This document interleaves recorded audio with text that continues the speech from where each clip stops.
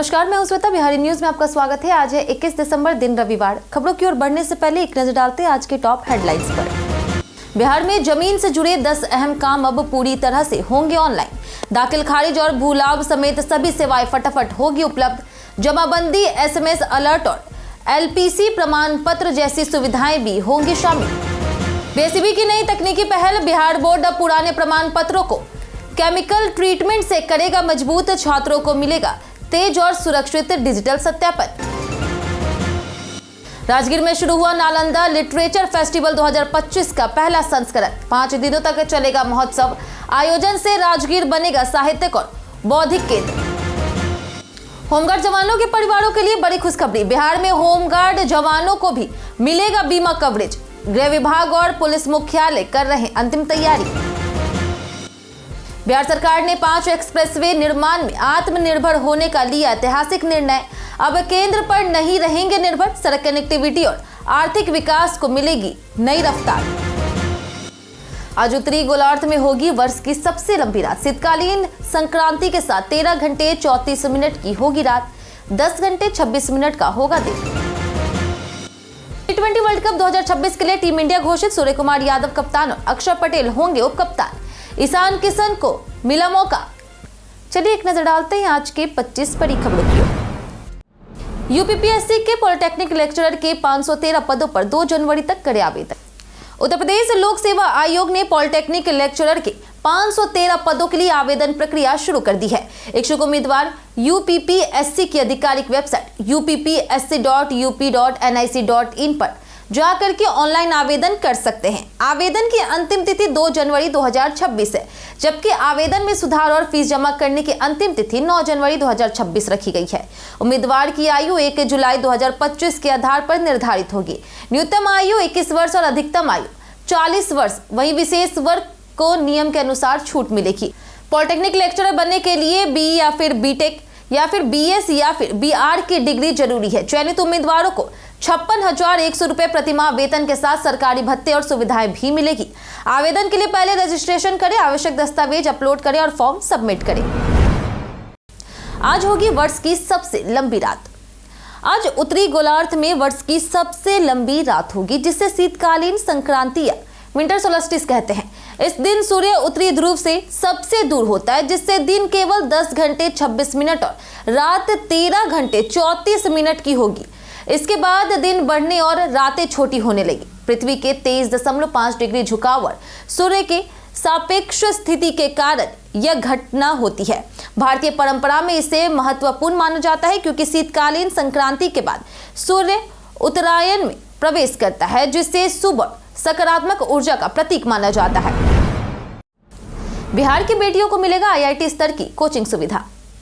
पिछड़ा वर्ग और अति पिछड़ा वर्ग कल्याण विभाग बिहार सरकार ने पटना में आयोजित राज्य स्तरीय समीक्षा बैठक में शिक्षा के क्षेत्र में बड़ा कदम उठाया। विभाग ने IIT कानपुर के साथ साथी कार्यक्रम के लिए समझौता किया, जिसके तहत अन्य पिछड़ा वर्ग कन्या आवासीय +2 विद्यार्थियों की छात्राओं को IIT, JEE जैसी प्रतियोगी परीक्षाओं के लिए विश्व स्तरीय कोचिंग दी जाएगी। इससे पहले IIT कानपुर की टीम ने प्रधानाध्यापकों और नोडल अधिकारियों को प्रशिक्षण दिया। मंत्री रमन निषाद ने आवासीय विद्यालयों की सुविधाओं, शिक्षकों की गुणवत्ता और छात्राओं के बेहतर भविष्य पर जोर दिया। राजगीर में शुरू हुआ नालंदा लिटरेचर फेस्टिवल का पहला संस्करण।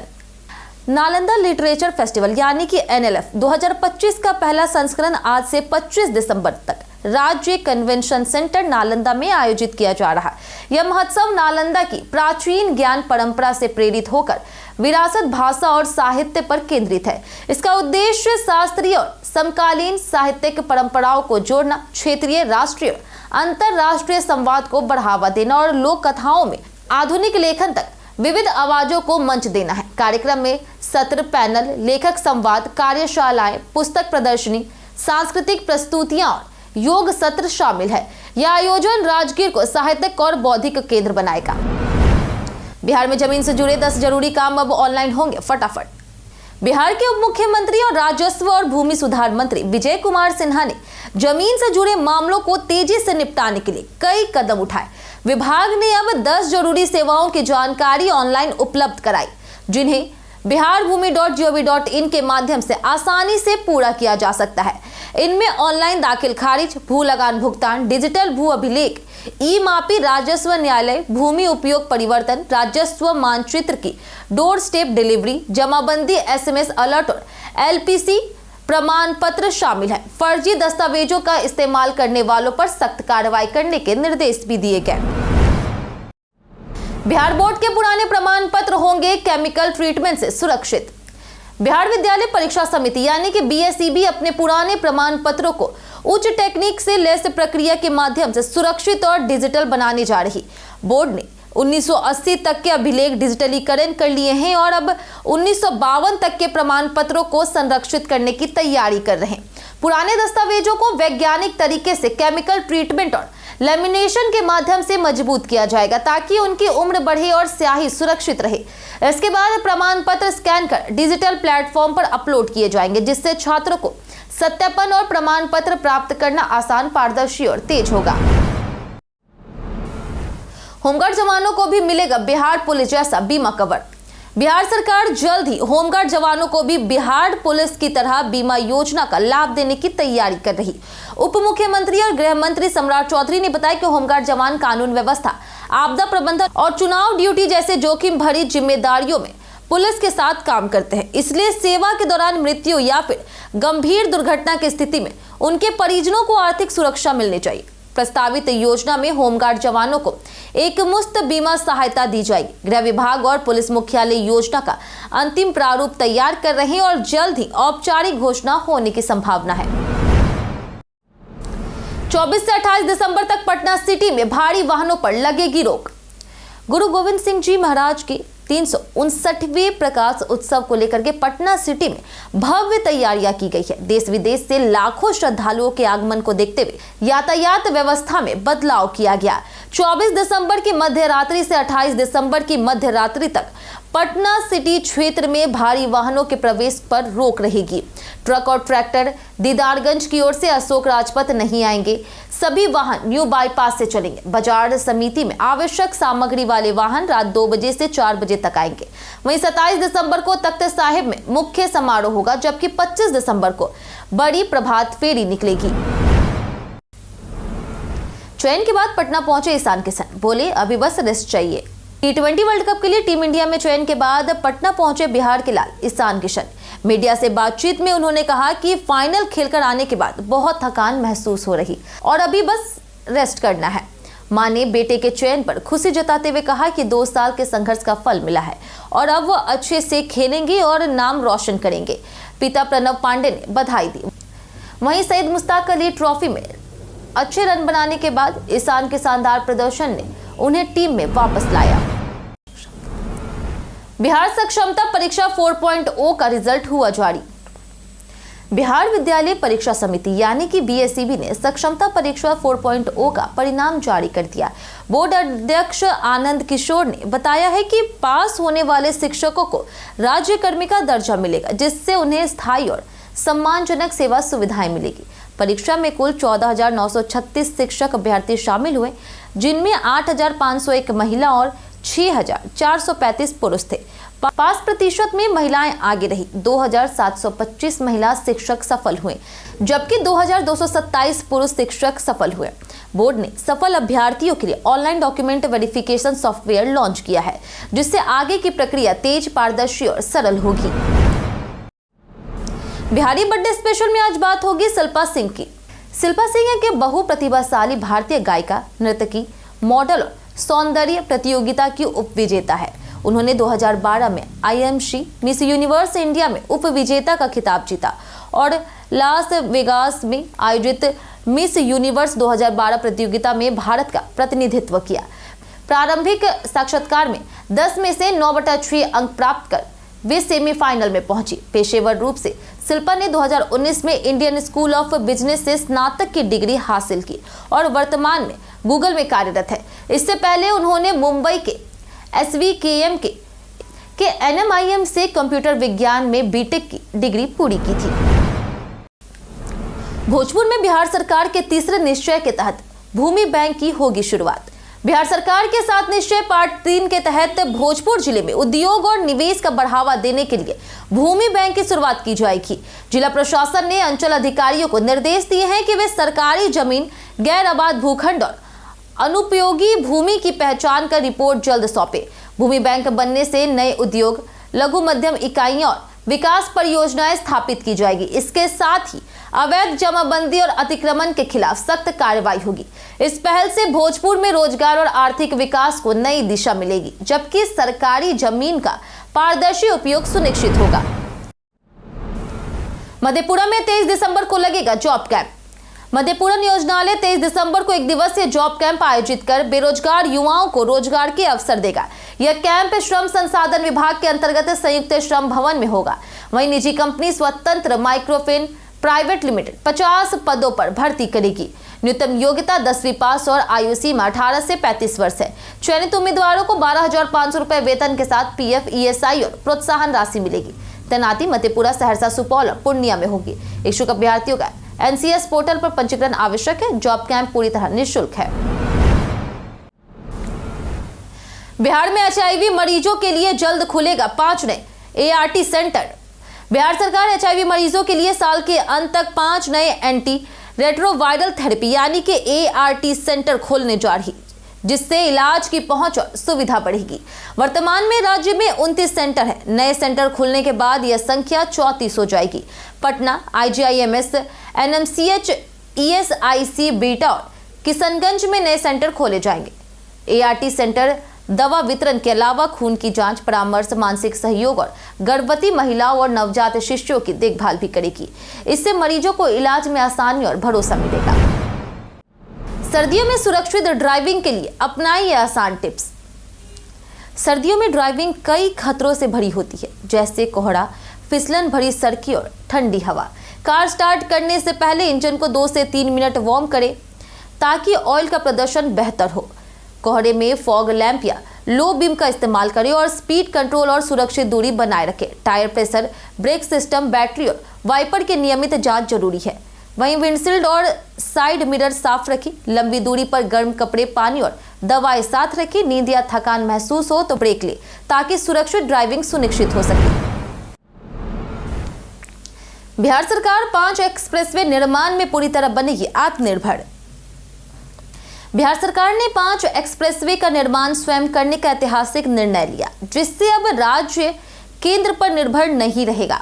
पथ निर्माण विभाग और विशेष एक्सप्रेसवे अथॉरिटी के माध्यम से योजना निर्माण और निगरानी सुनिश्चित होगी। पहले से प्रस्तावित पटना, पूर्णिया, रक्सौल, हल्दिया, वाराणसी, रांची, कोलकाता और गोरखपुर सिलीगुड़ी एक्सप्रेसवे के साथ राज्य अपनी अलग परियोजनाओं पर भी विचार कर रहा।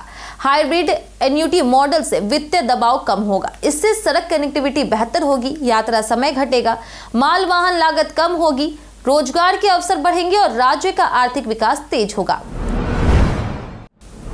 आरडीसी में भाग लेने वाले एनसीसी कैडेट्स के लिए आयोजित होगी विशेष परीक्षा।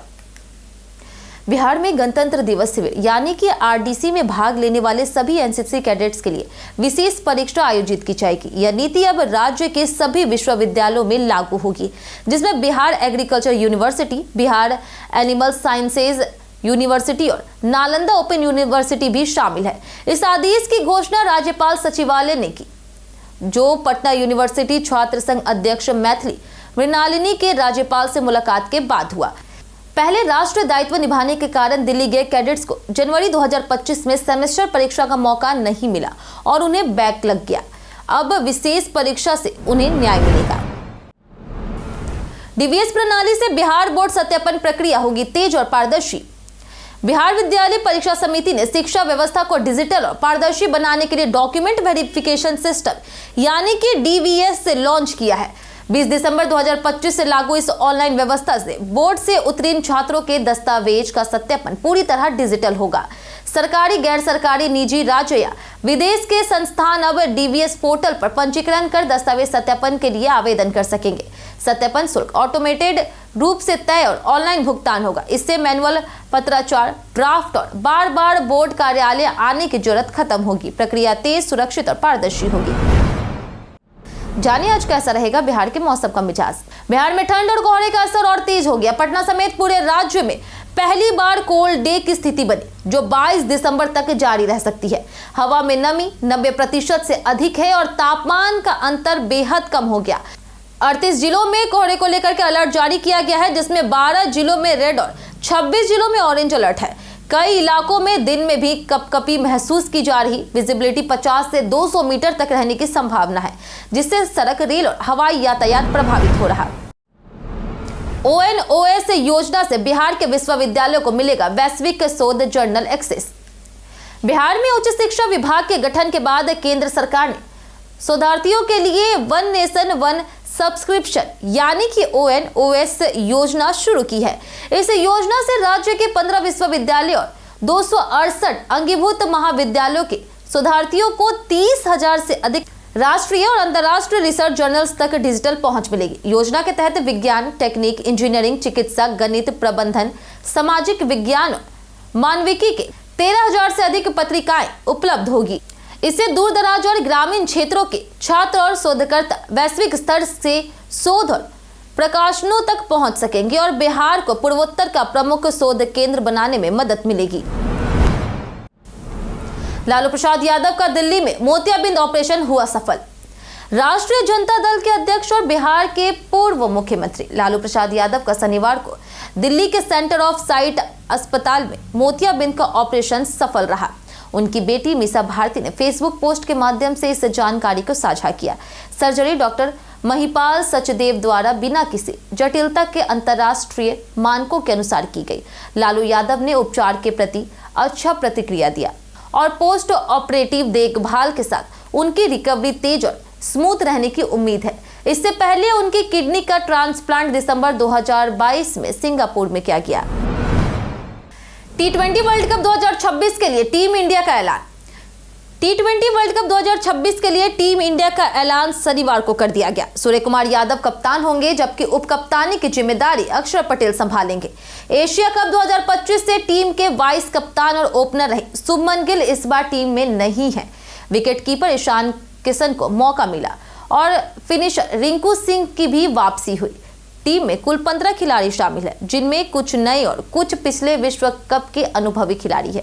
T20 वर्ल्ड कप 2026 की टीम जनवरी में न्यूजीलैंड के खिलाफ 5 मैचों की सीरीज पे भाग लेगी। कई कारणों से दर्ज भारत के इतिहास में आज की तारीख 1891 में ठाकुर प्यारेलाल सिंह का जन्म हुआ, जिन्होंने छत्तीसगढ़ में श्रमिक और सहकारिता आंदोलन को दिशा दी। 1903 में उद्योगपति भालचंद्र दिगंबर गरवारे का जन्म हुआ, जो गरवारे समूह के संस्थापक थे। 1920 में क्रांतिकारी गेंदालाल दीक्षित का निधन हुआ। 1932 में रेडियो जगत के दिग्गज अमीन शियानी का जन्म हुआ। वहीं 1938 में हिंदी साहित्य के युग प्रवर्तक महावीर प्रसाद द्विवेदी का निधन हुआ। 1998 में एथलीट तेजस्विनी शंकर का जन्म हुआ। 2007 में तेजी बच्चन और 2011 में परमाणु वैज्ञानिक पीके अयंगर का निधन हुआ। YouTube शॉर्ट्स में अब 3 डॉट मेन्यू में होगा डिसलाइक बटन। YouTube शॉर्ट्स में डिसलाइक बटन का फंक्शन और पोजीशन बदलने की तैयारी हो रही।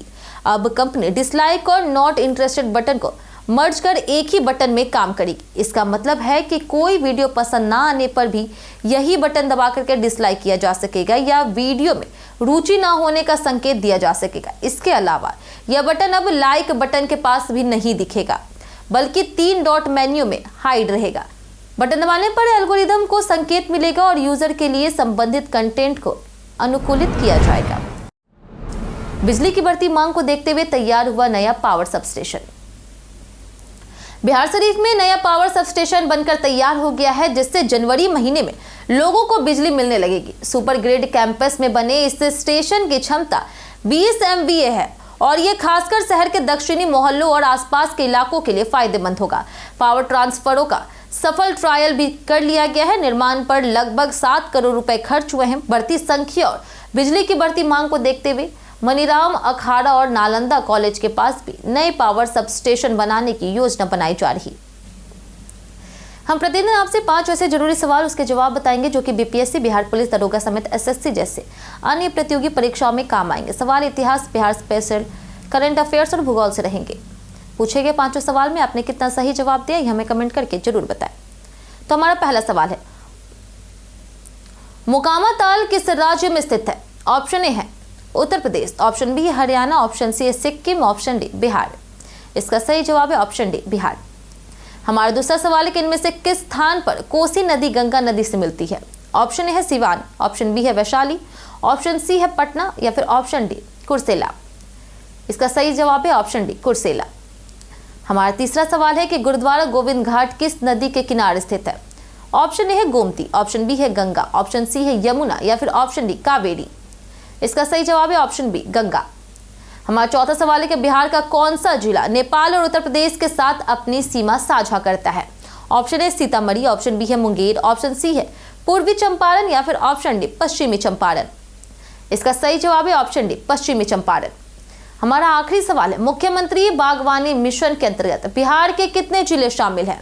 ऑप्शन ए है 11, ऑप्शन बी है 19, ऑप्शन सी है 7 या फिर ऑप्शन डी 21। इसका सही जवाब है ऑप्शन बी 19। बीते दिन हमारे द्वारा पूछे गए सवाल का जवाब आप लोगों में से बहुत लोगों ने हमारे कमेंट बॉक्स सेक्शन में लिख कर दिया है। जिन्होंने हमारे द्वारा पूछे गए सवाल का जवाब दिया उनके नाम है पंचनंद सिंह, सुभाष कुमार, चंदन कुमार, मेहमा शर्मा, पंकज राज, नरेंद्र कुमार, राजकिशोर महतो, राजकिशोर, नौशाद रजा, विजय घायल, अमित कुमार, दीपक यादव, सुरेंद्र कुमार, रोशन कुमार, रंजीत मिश्रा, ऋषु कुमार, अब्दुल मनान, मनीष कुमार, सतीश कुमार, रूपलाल साहू, अमर कुमार, सूरज रॉय, रजनीश कुमार, विकास कुमार, सागर कुमार, प्रतिभा कुमारी, पुरुषोत्तम कुमार, राजीव कुमार, संतोष कुमार, मिंटू कुमार, रामलाल सोरेन, रुपेश कुमार, राजेश मांझी, सोनाली कुमारी, बलराम मंडल, अशोक दास, मनोज दास, चंदन कुमार, संजय पासवान, बाबूलाल मंडल और श्रवण कुमार। इसी के साथ बढ़ते हैं आज के सवाल की। आज का सवाल है क्या बिहार में बदलाव नेताओं से आएगा या फिर जनता से? आप अपना जवाब हमें हमारे कमेंट सेक्शन में लिखकर जरूर बताएं। आज के लिए इतना ही। बिहार की तमाम खबरों के साथ बने रहने के लिए देखते रहे बिहारी न्यूज और साथ ही अगर आप यूट्यूब चैनल पर देख रहे हैं तो चैनल को सब्सक्राइब करें और अगर आप फेसबुक पेज पर देख रहे हैं तो लाइक और फॉलो जरूर करें।